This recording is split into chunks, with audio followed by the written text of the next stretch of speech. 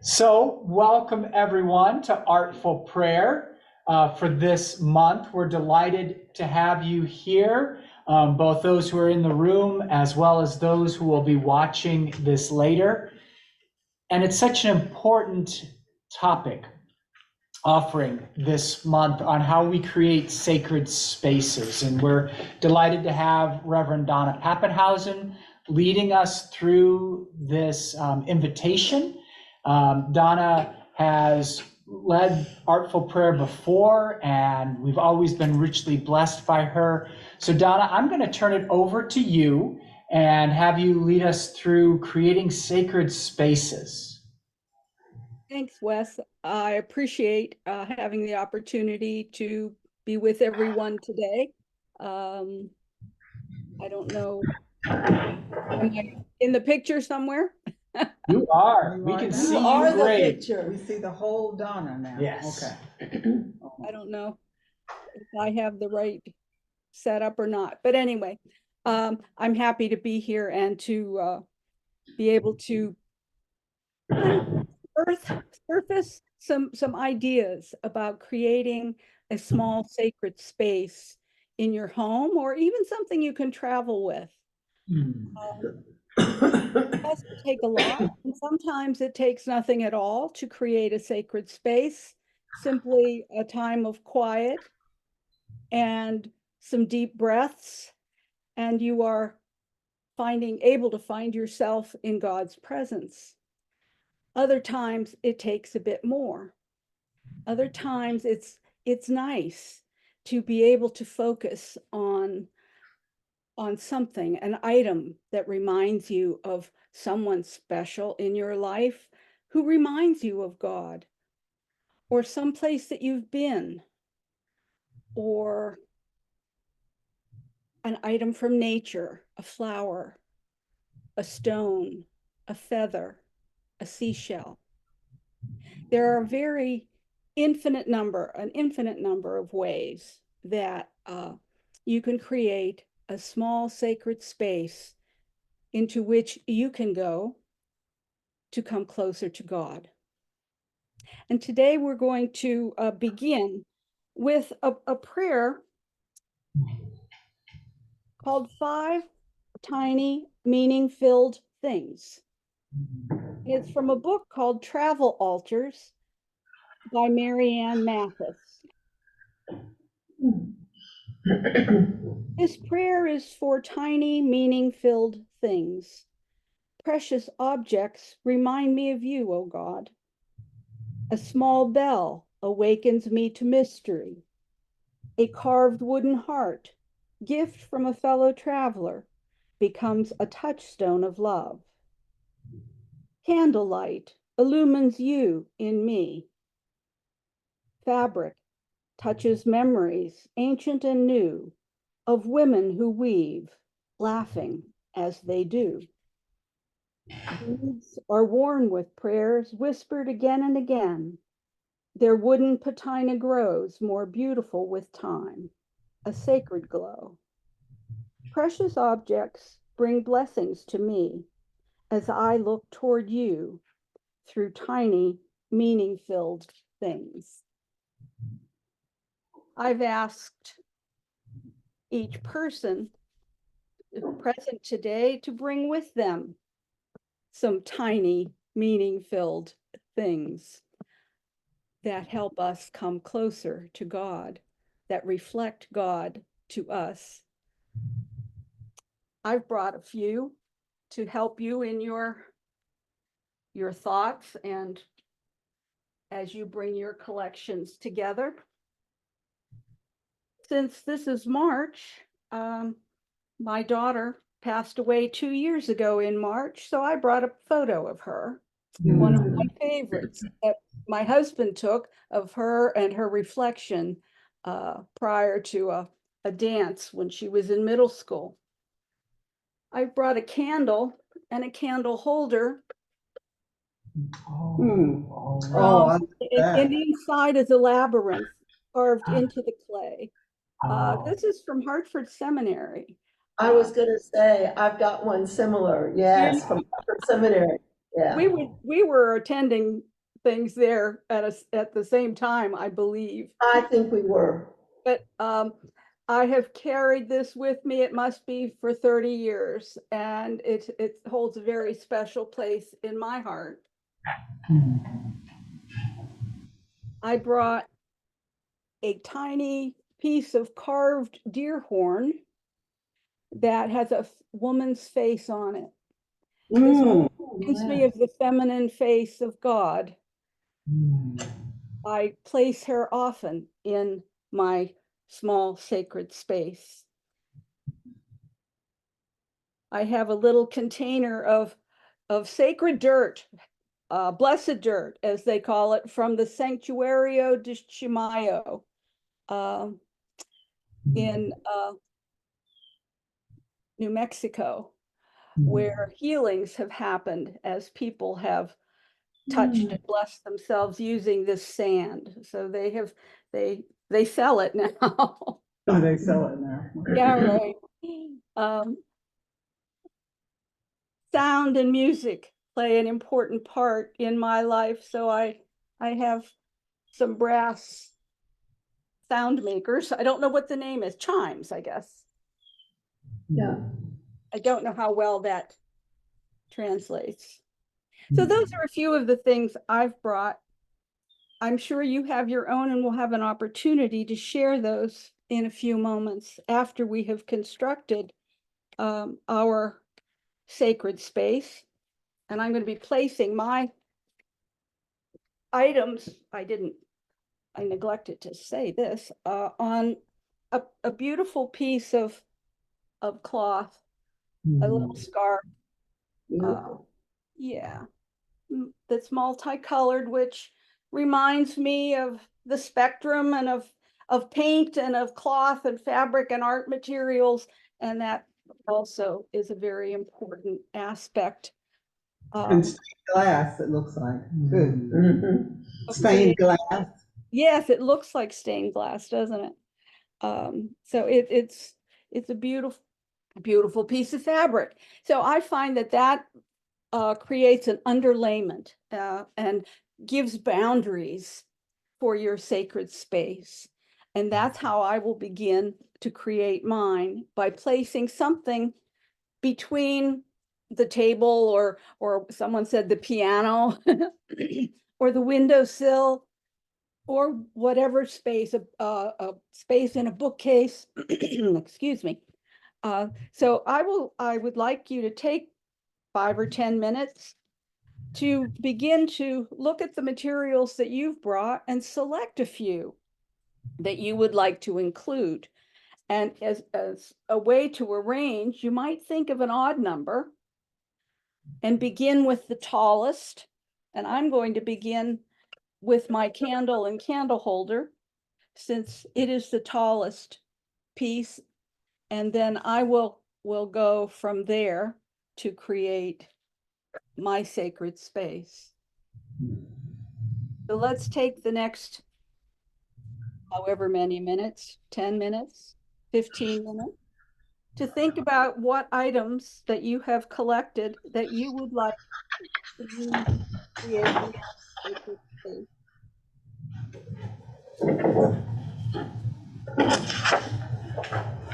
When you're finished, then write a short poem. It can be a haiku, 5 syllables, 7 syllables, then 5 syllables, or it can be free verse.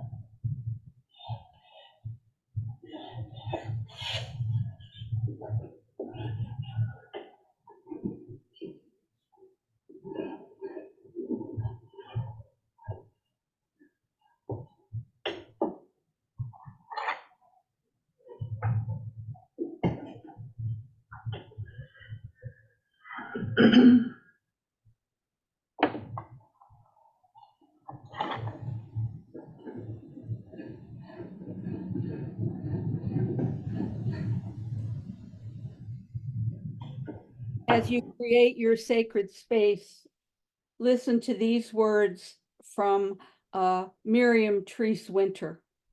Oh, speaking of Medical- Harvard Seminary, Yes. right?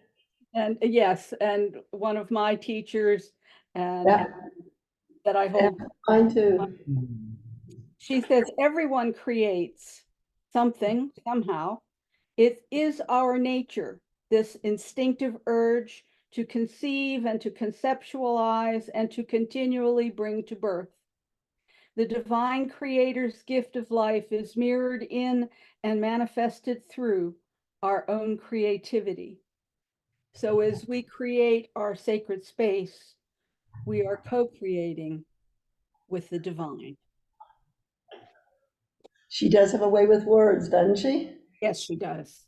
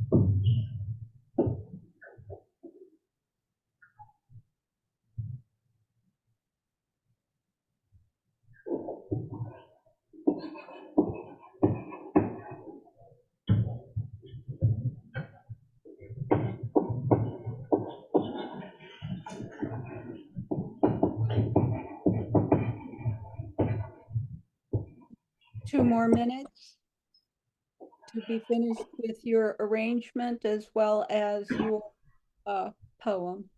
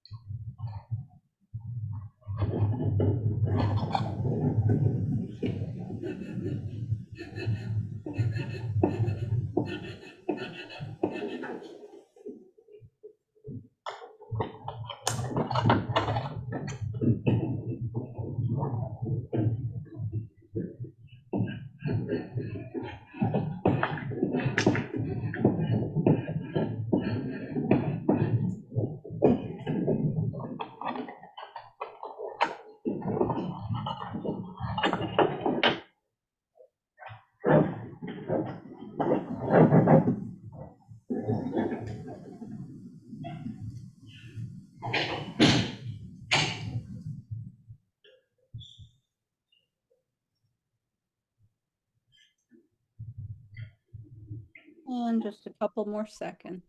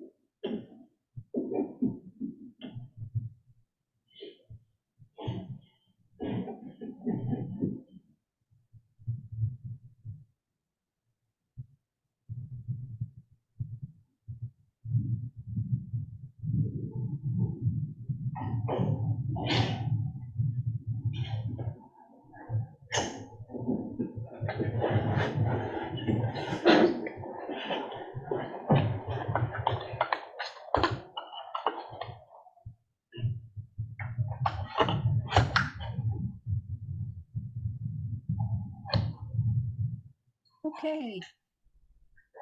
I hope that was enough time for everyone to accomplish what they needed to accomplish.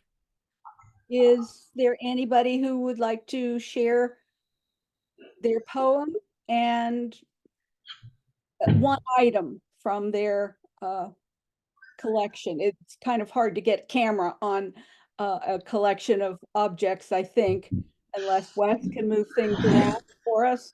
Ah, well, we can see Brenda's if we move the Kleenex. There we go. Now we can see Brenda's a little bit better. Oh, Here, I don't see Brenda now. let me do this. Lost Brenda. I see her on the long haul. There you go. There you are. Thank you. Now this fits, because I'll go first. Okay. Because like this is the altar, and different people, I assume, use the altar for different reasons and have different, I don't want to use the word function because it doesn't seem to fit for something as sacred as this. But different people do different things. Some people, I assume, do prayers. Some people may just wait for something meditatively to come through to them. Now, and so I move things around too, especially books, because it depends on what's speaking to me. But I always keep, this is a quilted or felted, she's a felter too, but a friend 10-something years ago made this for me. It's a wall, it was probably a wall hanger. I use it as a mat, but I'll hold it up later. And I have I painted this 1990. Okay, Brenda, you wrote it down. Good. This is 1990, and this is an elderly Black man holding a young boy who's asleep on his heart. And this is another family, but they're all in the same community, and she's holding the baby and 2 kids. Okay, this is just our togetherness and all of our connections. This, like that, that's what that is. I love the way that feels and how it looks and how it's just universal. But I picked this up, this had not been on I want to say mat, because I think of my yoga mat as being very special also, on my sacred cloth. And it's the candle from, and then I saw the blue ribbon that I had in a drawer, and I tied the blue ribbon around it, because, that's what my daughter and her friend put up around here. And so, but I have to jump to this because whatever books are speaking to me at that point in time are usually on this cloth. And one is called Daughter, Drink This Water. Now, I was going to read a short poem if you all will humor me, please. Yes. I know you will. But I thought about it as I'm sitting here, because, we're 4 people here. But this forces us to make a sacred point in the middle of this day. And I felt so good about that. And I said, this is what I do. Because when I start praying, I say, Father, Mother God, this is me, your daughter, Brenda. Then I thought about, I don't have to introduce myself. He knows who I am. So that's my weakness in a way because all these things come up if I pick up a book randomly and read it as my morning meditation. So I say, this is me, your daughter Brenda. Thank you for this moment on this day. So I use this as a sacred time. And this is a very sacred, this is wonderful. And so I just put this on. I had it just lying next to him. But when I talked about water, because I've been on a water thing here lately, and so I'm seeing this as water around Myron's candle now, okay? And the name of this that I had picked up at home to read this morning, it's called Your River Nature. Okay, and the first line is, yours is a story of water. All the oceans, seas, rivers, rain, and lakes that you have ever known are only mirror images of the mystic flow within you. How is your water? Your tears are salt and soul, song and soil. Let your sweet river run. Cry sometimes. Give honor to the water you are. Please do not apply a tourniquet to the bleeding that revives your soul. Everything in you is designed to flow. Set your rivers free. Supple your way forward, river-like. Your reservoir is much deeper than you think. Drink. You are love's fountain. Flood the world. Living things must be watered. That's where your tears are for. That's what your tears are for. Keep the ground soft and your river flowing. The ground is that 3 feet around you. That's what I was thinking about that. I can only deal with the 3 feet around me.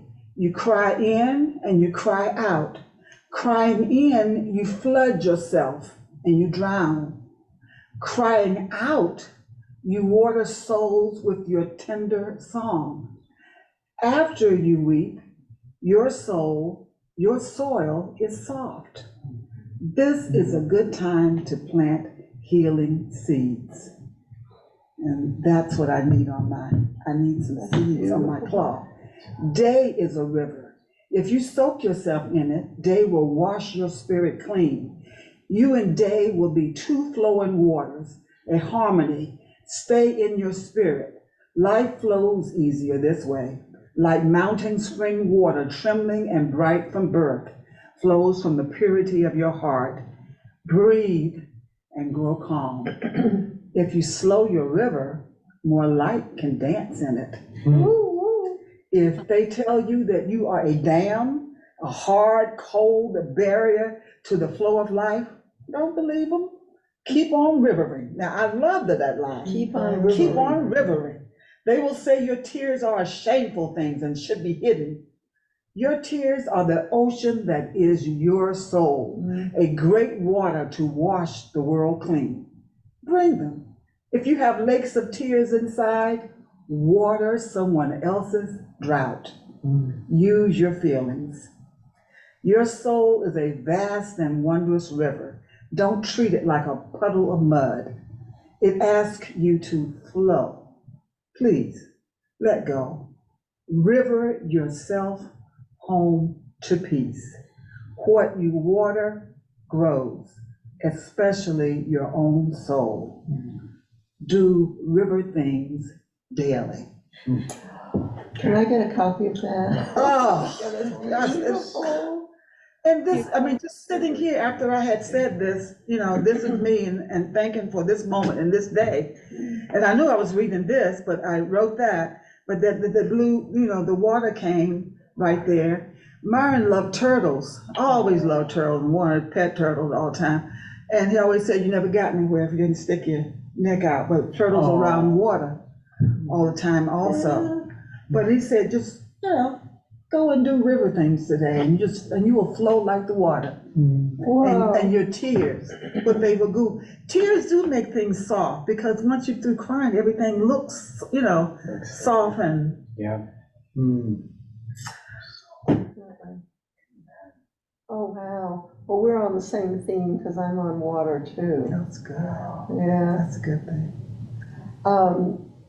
I shared this morning at Feast, so Wes has already seen it. But Donna, I have here, I know it's hard to see, but I have here some pieces of sea glass. And they're light green, dark green, there's one that is brown.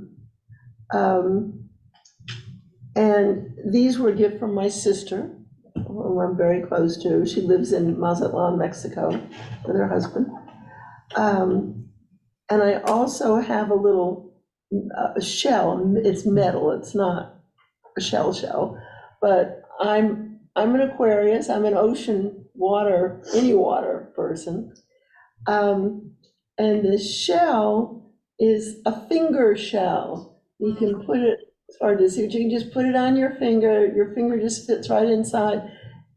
And Okay, I've never done that. yeah, try it.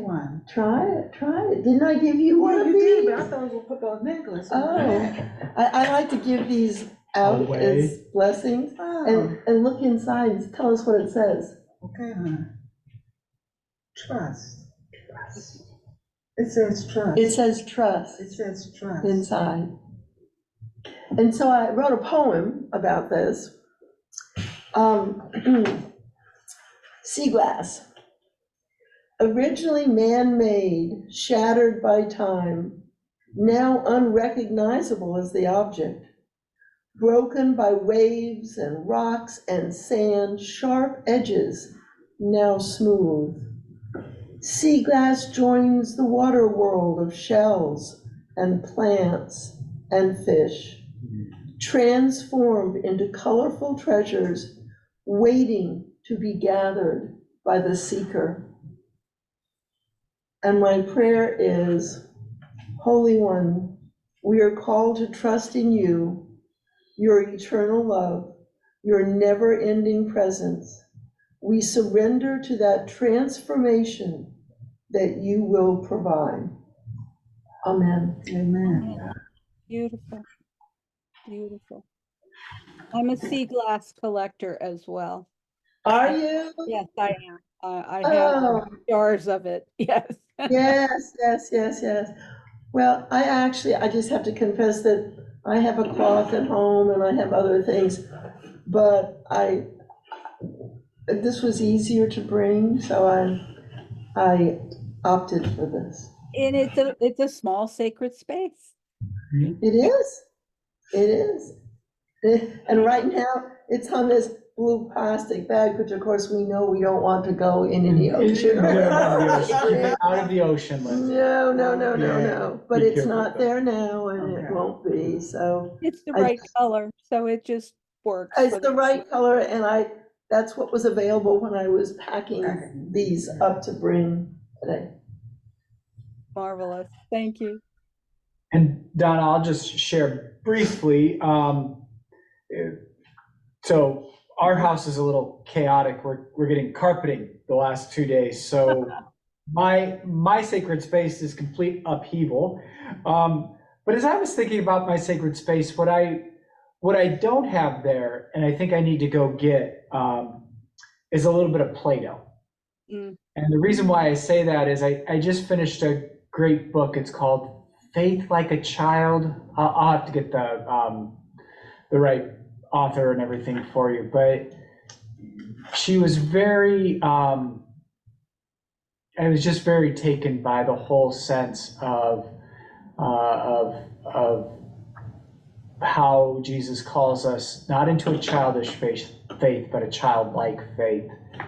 And I think sometimes I can get too caught up in seriousness. So at some point here, I'll be adding some Play-Doh to my sacred space, along with the candle and rocks and books that I have there. And my poem, which is more, I don't think it followed any good structure, but it just, the words were, amid chaos, inside and out, help me find a quiet center, God who is still creating, collaborating, conspiring. Amen. So, Beautiful. And Donna, in our Bible class this past Tuesday, see, Wes had sent us an email, it was fitting with the lesson about, it was the man talking about how can you fix all the things going that are wrong in the world today, from Jordan to Gaza to Pittsburgh to Florida to wherever, and it just overwhelms you and you feel like you have no control whatsoever. And his speaking was about, he came to the point after meditating, I'm putting that in there because he had to have, on something, on those thoughts, that he came to the conclusion that he could only fix the 3 feet around him. You know, the people who you come in contact with, and whatever way you're gonna fix them, by making them smile. He didn't say all this, but that's a fix it if someone smiles back at you and recognizes you or whatsoever. So that's what I was thinking when I said that, and you're saying the same thing, and so are you. And connections, because you talked about connections all the time in the Bible class. Well, one of the things that's in my small sacred space is a ball of red thread. Oh, I love it. or red yarn, Yeah. signifying connection. There's an old Chinese, a wise saying that says, along the red thread, those who are meant to be connected will find themselves connected. And from birth, this is determined that, we will find ourselves connected on the red thread to those that we need to be connected to. And so a group I belong to, each time it meets, we have a red thread ceremony saying that those of us who are meant to be together are together today, and we wrap a red thread around our wrists and pass it around the circle till we are all connected. And then we have a ritual for keeping the thread on our wrists to remind us of our connection, but cutting ourselves apart, remembering that we can only be responsible for our part of the red thread, which is that 3 feet that you are able to influence around you. So there's a red thread of connection, which is very important to me, specifically now that I am feeling very isolated here in the wilds of Georgia. So And this is a red thread for so you. this every month that we meet is very, very important to me. And it's a red thread group, whether or not it's acknowledged as such. I wrote a haiku, which is very brief, and then we can end our time together. Bless this tiny space and the things within it, God. I see you in them. Oh, Donna. But it could go for this tiny space on Zoom that we inhabit today. Bless this tiny space, oh God, because I see you in them. Thank you for being with us today, whether it's today or somewhere else along your week or the weeks ahead when you join us. We're grateful that you're here, and hopefully you received the benefit of connection and prayer, creativity, and insight in our gathering today. Thank you. Thanks, Donna. Thank you, Donna. Please don't leave, because I have